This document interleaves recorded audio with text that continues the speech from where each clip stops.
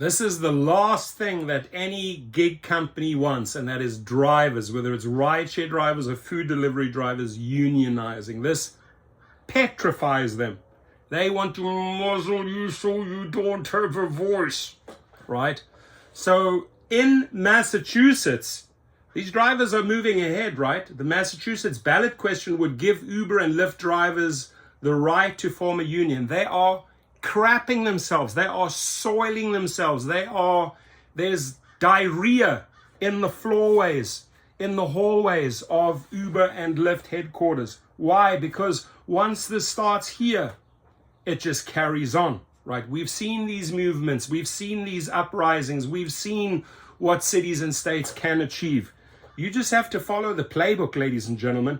It actually is interesting. I had a couple of good conversations with drivers. Like, how can I get things going in my city? Right? And you just lay out the path. You lay out the playbook for the drivers. But this here spells danger. This here spells danger for Uber and Lyft. They would love to quieten it. They don't want to see this happen. But fact is, they can't slow this down. Boston drivers for ride-hailing companies in Massachusetts are pushing ahead with what they describe as a first-of-its-kind ballot question that could win them union rights if approved. If approved, right? So if it's not approved, obviously, they're not going anywhere with this idea. The push comes despite a landmark settlement last month guaranteeing that Uber and Lyft drivers will earn a minimum pay standard of $32.50 per hour in Massachusetts. Supporters of the measure last week delivered the final batch of signatures needed to land a spot on the November ballot. So it sounds like this is literally just about collecting signatures. They've got the signatures, they can bring it on the ballot. April Verrett, president of the Service Employees International Union, said the tens of thousands of Uber and Lyft drivers working in Massachusetts deserve the collective bargaining benefits of unions. This would be the first in the nation. The first in the nation. Personally, I hope that Massachusetts pulls it off. And you're totally entitled to your opinions and comments. Are you pro the union or anti the union? The problem is, in what I think, if there's no checks and balances in place, they can do what they want. So this controls, to a certain degree, controls what Uber and Lyft can impose and how they can treat drivers. It's a powerful start, my friends. This would be the first in the nation to establish a union for drivers in this way. She said the group is working on a similar effort in California. All hell will break loose if they bring that to California. They're probably collecting signatures right now. And you guys, and the people behind this, you can reach out to me, right? Tell me what you're doing. Tell me where to direct drivers. If you need the signatures, it's really up to the driver, food delivery driver, whether he or she wants to join or not. I can do my part advocating for these organizations. Turn to me, please. This would be the first in the nation to establish a union for drivers. Attorney General Andrea Campbell, who secured the settlement, which included what she described as an unprecedented package of minimum wage benefits and protections, is also backing the ballot question. It's a strong foundation that can and should be built upon, Campbell, a Democrat, said of the settlement. Verrett said labor laws in the country aren't written to take into consideration gig workers, something the ballot question would begin to remedy in Massachusetts if voters support the question. And drivers ultimately form a union. And I'll guarantee you, if they get on the ballot, Uber and Lyft and others are going to spend millions and millions and millions. They've shown us they spent $220 million in California to try and squash this. We fundamentally believe that workers are workers, she said. All workers deserve a union, a way to come together with their co-workers to have a say in their livelihood. Right now, let's be honest, we have zero say.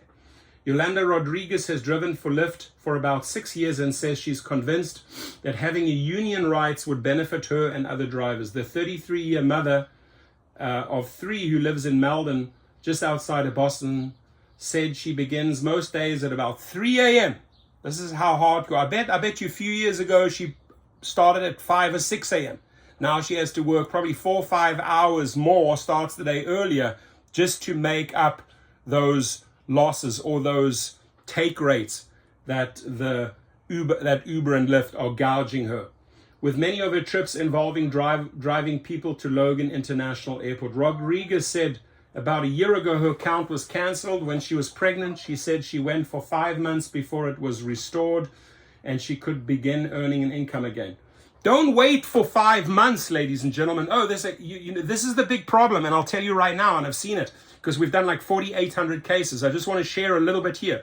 You're waiting 5 months for an incompetent review team that doesn't even make the final decision. The final decision is made by the attorneys. Come to us and get it done in 21 days or less, right? Yesterday we had a guy who got deactivated over an alcohol issue. Jeff Altman was an accusation.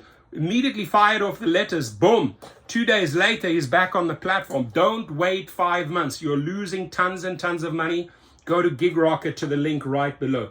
I don't want that to happen to other women or men because there are often children behind the cancellations, she said through a translator. So teens, children behind the cancellations, right? Just messing with people's lives. No idea that the woman has 3 kids and has to feed their bellies, right? But some teen, because they created Uber Teen, they can throw her under the bus and she's deactivated for 5 months. Hell no.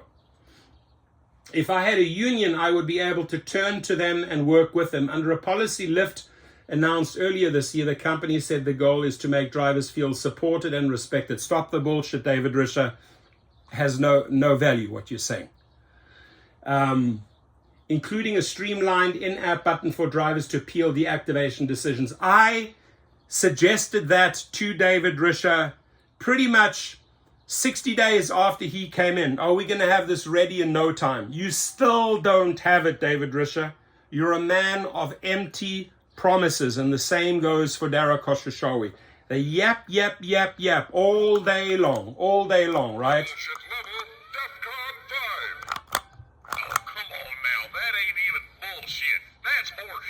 It's just horse shit. It's not even dog shit, cat shit. It's horse shit that comes out of their mouths, right? Just like, oh, they think the drivers are going to like buy this. The media is going to buy this. You're not doing anything. Lot of words, lot of barking, but they don't follow up and do. I've been waiting for this forever. You promised us. You promised me on the phone, David Risher, this would happen, right? I gave you good feedback. I gave you great ideas and you said, excellent, we're going to implement this. Still ain't happening to this very day. So how can we believe these people? But not everyone thinks the question goes far enough if they support it at all. Henry de Groot, 28 of Boston, has driven for both companies on and off for 5 years, but says the ballot proposal question isn't a fair deal. I'm 100% pro-union and I'm 100% opposed to the ballot question, he said.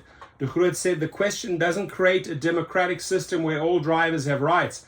He said no rights are included in the initiative beyond basic collective bargaining, including details on how dues are spent. You can't have a regular union and not let workers have a vote. Thank you very much. Amen.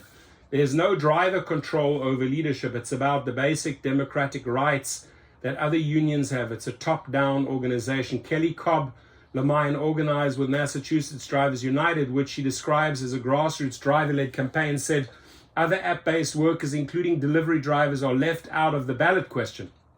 We're fighting to ensure that both drivers and delivery workers have the right to form a union and are classified as workers, she said. We support democratic collective bargaining and where every driver has a vote. She said her group is instead pushing lawmakers to approve a bill that would enshrine full employee rights. Ain't gonna happen. Why do they keep on pushing the full employee rights? Why do they do that?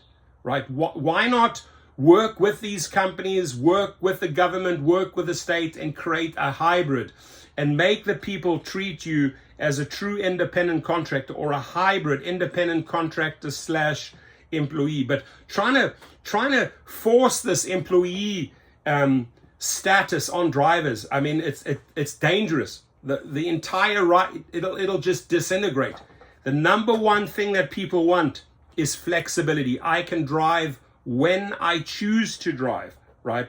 But the problem is that the companies are not treating you as a true independent contractor. You should have the multiplier. You should be setting your own rates. You should have a right to counter any wrongful deactivation, right? You should be able to choose when you accept and when you cancel without retaliation. Those are the protections that these organizations should fight for. You are wasting your time trying to change rideshare and food delivery or the gig job into an employer-employee model. Ain't gonna happen, right? You've thrown so much money and energy and time at this and you're still nowhere. Gotta work on the hybrid, right? Gotta. And I've had discussions with professors and they say, well, Torsten, what do you think the hybrid could be? And I put my ideas forward. Interesting. Get it done, man. Get it done.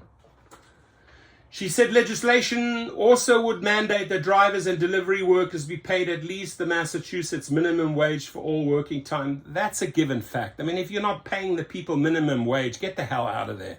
Uber Lyft, if you're not prepared to do that, get the hell out of there.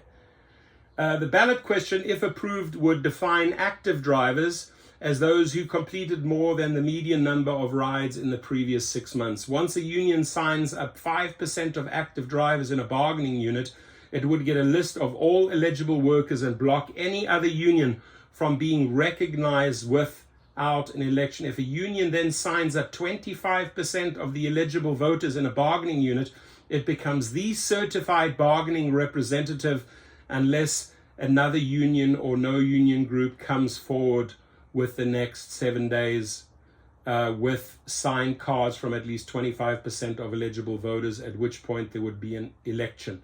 Backers of the question had been preparing to go up against a possible series of industry-backed ballot questions that intended to classify drivers as independent contractors. But that threat evaporated after the settlement, which barred the companies from supporting all 5 proposed variations of their ballot question, meaning they won't proceed to the ballot. In a statement after the settlement was announced, Lyft said the deal resolved a lawsuit that recently went to trial and avoided the need for the ballot initiative campaign this November. Uber also released a statement at the time calling the agreement an example of what independent, flexible work with dignity should look like in the 21st century. Under the agreement, drivers will earn 1 hour of sick day for every 30 hours worked, up to a maximum of 40 hours per year under the deal.